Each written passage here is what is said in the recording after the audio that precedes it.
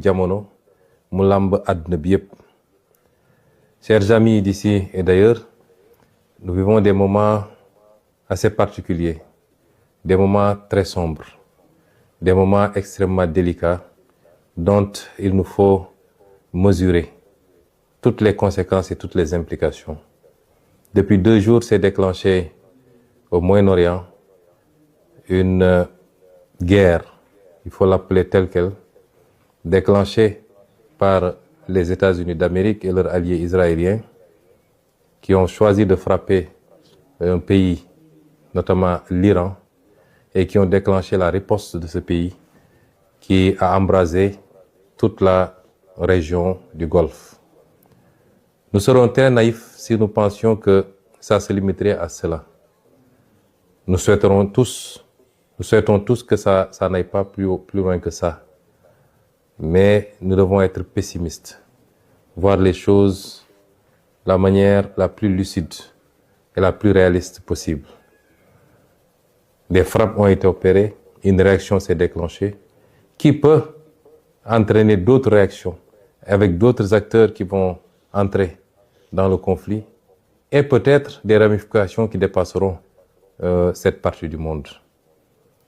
C'est déplorable parce qu'à la base, nous sommes dans une situation, depuis 1 an maintenant, nous sommes dans une situation de remplacement du contrat social mondial par un retour à l'état de nature, de liquidation du droit international, où un pays peut se donner le droit à tout moment de kidnapper des présidents, de s'attaquer à d'autres pays, d'asphyxier des pays pour annoncer en prendre possession pacifiquement plus tard.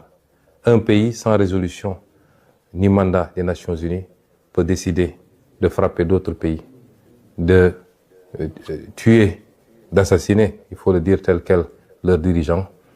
Ceci est extrêmement grave. Et tout l'équilibre du monde qui a été conçu sur ces 45 dernières années, voire ces 50 dernières années, s'en trouve compromis. C'est déplorable et il faut le condamner. Je me permettrai de présenter toutes nos condoléances à la famille et au peuple des dirigeants qui ont été assassinés, les dirigeants iraniens qui ont été assassinés, et souhaiter que ce conflit trouve une fin rapide pour le bien du monde.